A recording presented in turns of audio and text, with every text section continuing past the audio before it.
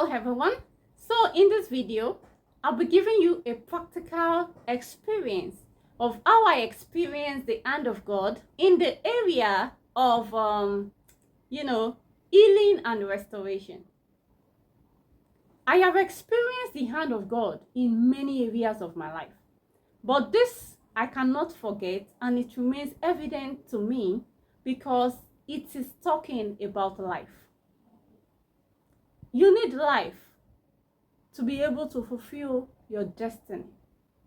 And it is a big deal. Life is a big deal. And so therefore, that is why, for even if you do not have any reason to thank God, you should wake up every day with with a joy in your heart, that God gave you life. Because he who has life has hope.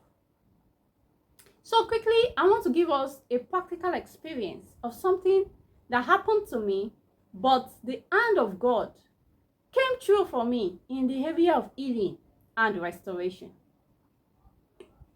Let's go into the story. You see, there was a time when I was back in my undergraduate days. As a new undergraduate, I just resumed school and everything was going. But in the first beginning of the resumption, somehow, I fell ill. And this was a sickness that started gradually. This feeling that, okay, you just feel like, okay, you have a small malaria, and then you keep taking tabs. Maybe you just take malaria medicines, and you feel like, okay, you'll be fine, and then you were going through, and suddenly it keeps developing till it became a full sickness. And you know what happened? By the time I used a malaria pill, though it took a while for me to use it, but at the time I eventually used it, I realized I wasn't getting better. And then I was getting, the sickness was getting intense by the day. And all I had to do as a new fresher, I really didn't have I didn't really know my way around the new environment and all. And then I just had to, escalate, because that was like the first time having something like that. And then I had to just escalate the matter. And then they sent me my cousins. My uncle sent my cousins. Thank God it was, I was I was with some members of the family. So they came around, and of course, they suggested that they take me to the hospital. But before then, they were of the opinion that they had a nurse, a family nurse that treats them. And so why not? They invited the nurse over to come to the house to give me treatment. And it started that this nurse resumed duties in the house. She was coming daily to give me treatment. She came the first day, and although she was giving me an injection, whatever she was giving me, I feel like it contained a quinine or a chloroquine, because it was actually itchy. But I actually didn't mind, because of course how it works. They can say, okay, a drug is working, you're just reacting and whatever. All I was bent on was how I was going to be fine. Because mind you, again, I would like to say that during that time I felt ill, it was getting close to the time of my first examination as an undergraduate in school. So it was like 2 weeks to the exam. So I needed to do everything possible to be able to write my exams. Only for us to start, she started the treatment. She came the first day, first morning and night, she gave me injections. And interestingly, the second day, she didn't come to the house, so we had to go meet her. Only for us to get there, and she said this funny statement. She looked at me, and the next thing she said was that she wasn't going to be giving me injection that day. And everybody was surprised, because my cousins, they were like, why? You started this already. Let her just finish it once and for all. She was like, no. She was just looking at me like this, and she was like, no, that she wouldn't be injecting me for that day. That they should be taking me to the hospital. I said that was not enough. But since she made up her mind, because they tried to, persuade her to try to inject me that day so that I could, finish my dosage and all. But she remained consistent with her word, saying she wasn't going to, and remained adamant that they take me to the hospital. Interestingly, we had to buy our idea, and of course, they took me to an hospital they knew, and they took me there. Interestingly, I got to the hospital, and in fact, I was asked the most shocking question of my life, because nobody has ever asked me that kind of question before in an hospital. I got to the hospital, even though on my way going to the hospital, I was very sick. I wouldn't lie, I was very sick. But then, even in my unconscious or in my sick state, I still tried taking note of where or the distance in which we had covered. I tried to take notes of, the name of the hospital. And on getting there, seeing the doctor, he was just looking at me like this. And the next question he was asking me was, please, can I tell him where I think I am? Like, guys, I was very sick. But in my sick state, that question was so funny to me that I had to look at the doctor and smile. Because in my mind, I'm like, are you kidding me? This is a very ridiculous question. But for me to be fine, I had to answer his question. So I was like, yes, I know, I'm in the hospital. In fact, I know the name of the hospital. I was telling him that because I actually looked at it. Only for him to ask me the second question again. Please, can I please tell him, like, what time I think we are in? Like, at that point, I was almost standing up to say, I think it's this doctor that is actually sick. It's not me. So I think a sick person cannot be treating a sick person, because at that point, I was looking at the doctor that I think he is actually sick. But yet, this is a doctor to a patient, and I had no choice than to answer those questions. But I was answering those questions with a smile. And I looked at the doctor and I was like, of course, please. We are about, so time of day. And I was like, okay. Having heard that, then he said that he was going to be admitting me. Yeah, and he got me admitted, and I was there in the hospital, and they came in, put me on the bed, placed me on drips and all. But guys, I won't lie to you, I was still very sick. I could feel all around me how sick I was. But the fun of everything that was happening, the questions, the ridiculous questions and all, was, I was ruminating over it in my head, because I was trying to understand what people were seeing. As in, I was looking at the case of the nurse, I was looking at the new doctor asking me ridiculous questions, I couldn't place them together. So I was just there. Yeah, I got admitted on the bed, and of course they came to, place me on drips, giving me medications, they tried to get me something to eat, all that. But on this particular fateful day, something happened. That day, I got to the hospital, I was admitted, and when it was getting towards the night time, now there was a nurse that attended to me during the day. As in, at the time I got there, she was the one that she was the one that placed me on drips, and she was the one that gave me injection with the doctor. She was the one that came to give me injection, my first injection. And I remember her being very, all this kind of hostile nurses.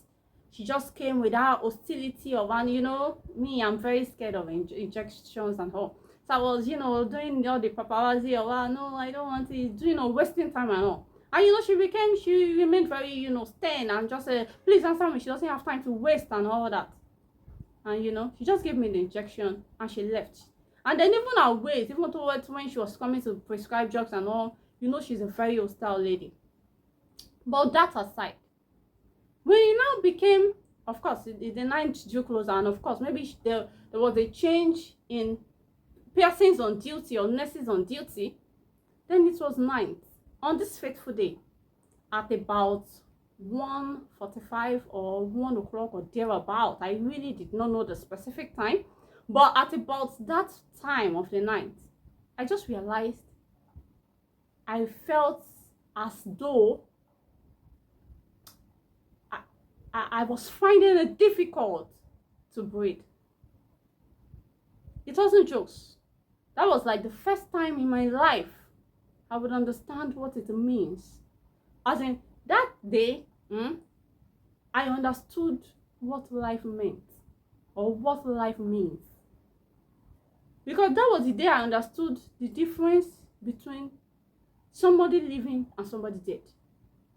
It was a serious case, guys.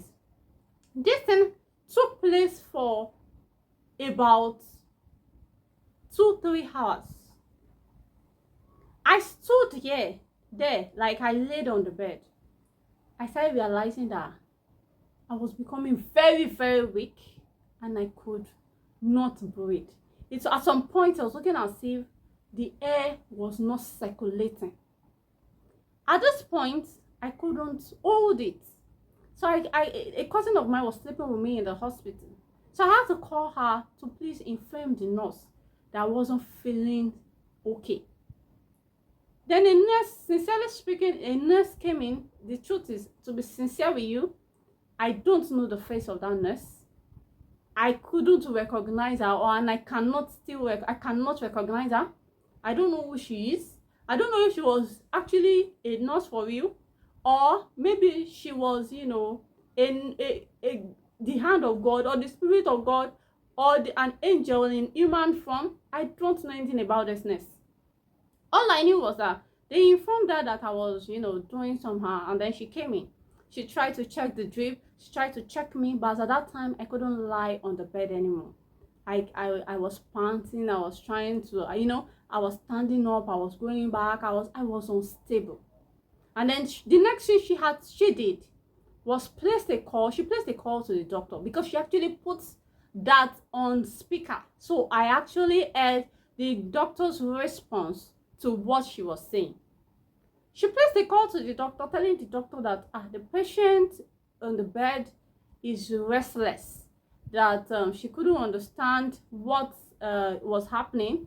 And then the response I heard from the doctor was that he should sedate me.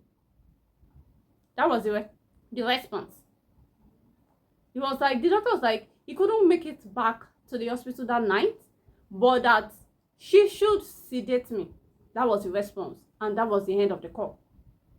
But interestingly, sincerely speaking, I was kind of unconscious. I won't lie to you, because at that point, I heard the discussion or the conversation, but at that point, this was a battle. That night, I understood when they say it's a 1 minute between life and death. That night, I understood what it means that there is no air. When you breathe God's air free of charge, you don't know what God has done for you. And here you are, you will be there complaining, murmuring about things you do not have when you have life. How many of you can buy the breath of life? Nobody. This was something God gave to us free of charge. And yet, some people breathe this breath, they breathe in and out, and still decide to live their life miserably, wickedly, without, consciously living for God's sake. This night, I'm not kidding you. I kid you not, guys. For about 2-3 hours, I was battling. Every time, I felt like, okay, maybe I was getting better. At another time, in another glimpse, I felt like there was no air. Like they were blocking the air, and I couldn't just breathe. I couldn't breathe. And, in the midst of everything, I won't lie to you guys, at some point, you see, that is why they said, the mind, the power of the mind. The mind is very powerful. As a human being, you are made up of the spirit, soul, and the body. You see your mind. That is why the Bible says, how did they put it? That the heart, yes, the out of it comes the issues of life. You see, whatever you allow in your heart, it's just a matter of time. Well, that's why they said, it is what a man thinketh in his heart, so is he. Or whatever you put in your heart is what you bring out. It is inward, outward. You know what? That night, at some point, I felt like, okay, well, it was a battle, like I said. I was battling for air. At some point, I felt like I was physically tired. I couldn't battle no more. At some point, so at a point, the physical weakness in me was telling me, and in fact, it was like I was already in a realm, because I was not in the physical anymore. After what I heard that sedate her, I was no longer in the physical, because everything was happening right in that realm. Something was telling me, it was like two realms. Something was telling me that, you're very weak. You can't make this thing. Just let it go and allow it. And I'll be like, I don't know. I think this was not in my own. That is my own response in my mind.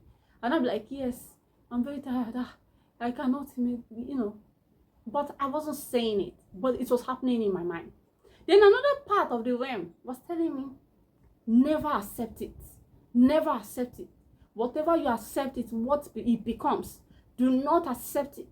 You are not going to, you are going to leave. Don't accept it, because once you accept it, so it is.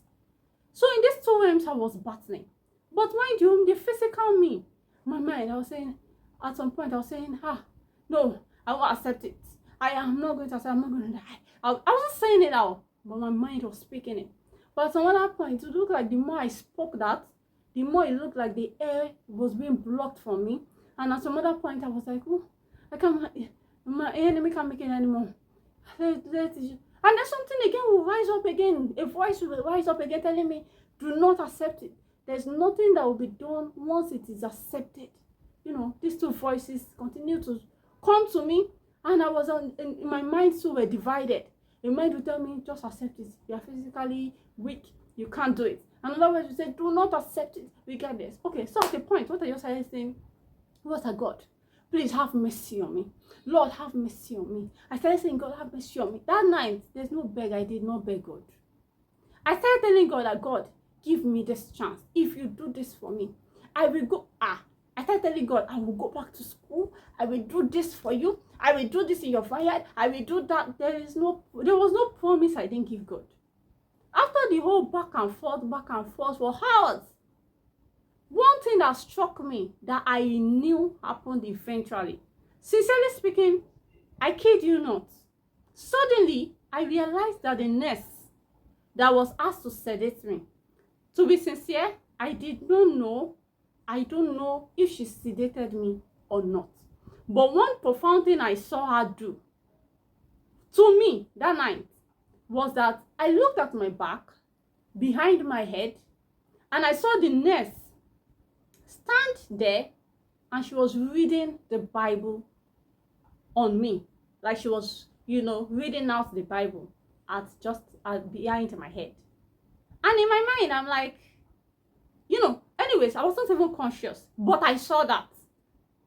And sincerely speaking, I begged. I know the last thing I did that I was conscious of was I was telling God, God, please have mercy on me. If you deliver me from this, I promise you, I'll do this for you. I'll do this for you. I will work for you. I made promises. I made a lot of promises. And as God will have it, I don't know what happened afterwards. But after the two scenarios of that statement I said, like in my mind, not that I altered it, and I saw the nurse read the Bible by my head, I don't know how it happened. I slept off. The only thing I remembered when I woke up, the only thing I remembered afterwards was that I woke up to life, and I was like, wow, I saw the day break, and I was like, wow, I made it. Sincerely speaking, that was the first day, even though, of course, I'd always appreciated life, but that day, I appreciated life in a different way. I woke up that day and I was like, wow, I made it to life. I was very happy. I was very grateful. And then immediately I had to, stand up. In fact, I was speaking with my family members that I had to leave the hospital. But they were telling me, no, I was not yet. The doctor even said he couldn't discharge me. but already I had to leave. Not that I was okay, because even after I had left there, I still had to, go back to the school, or the school's the school's medical center, where I was still admitted for a couple of days before I was fully restored. But then that night was the night that it would have happened. But I bless the name of God. The hand of God was what I experienced that day. God showed me mercy. Prior to that time, I now realized that before then, that day, that particular time, that they said everybody was looking for me in my fellowship, because I used to be a member, as in I used to be a member of a fellowship, and of course I used to be very active there. And then before you know, they said the president was looking for me. Everywhere I got to, they said so person was looking. In fact, I used to be a friend to somebody in another room. They said the mama of that fellowship, a different fellowship, said she was looking for me. It was just looking at my grandfather. They said he was looking. Everybody was looking for me, as if they had known that there was something that was going to happen. But guess what? The hand of God, that hand that reverses the irreversible, the hand of God that is the mercy of God, the hand of God that gives healing and restoration, restored my life back. So guys, in everything you do in life, ensure, continue to plead and ask for mercy. When I got better, some people said, yes, God could not leave me. It was because of, my work too. Because, man, when I entered school at first, I was really active. I mean, I entered school through pre-degree. So I spent a year in the school, of which as then nothing happened to me. So I didn't even know anything about any whatever. But then I did a lot. But for me, I don't want to see it. Some people look at it from the angle that it's because but for me, I didn't want to look at it from that angle, because we have seen people that have done so much, and yet, something still happens to them. We are not using it to glorify the name of the Lord. So, but I chose to look at it from the angle of mercy. The hand of God. Remember, I told you the hand of God is that hand. It can be referred to as the mercy of God. The mercy of God that looked at me that, like that day, I started looking at it. I started picturing that, so they will go and hear that. So there was nothing I didn't think. I was asking. I was pleading for mercy. And I was grateful. Or I am grateful to God that God showed me mercy. God showed me the hand, his hand. That the psalmist said the hand of God does valiantly. The hand of God is exalted. So the hand of God is not, too short to save. And his ear is not deaf to hear. I am grateful. I am a product of the mercy of God, which is the hand of God. And I am grateful for the hand of God upon my life. Thank you so much, guys, for listening to me. And please don't forget to like, share, and also don't forget to subscribe to my channel. And the hand of God, I pray, will never leave you, in Jesus' name. Amen. Thank you so much, guys, and I'll see you in my next video. Bye for now.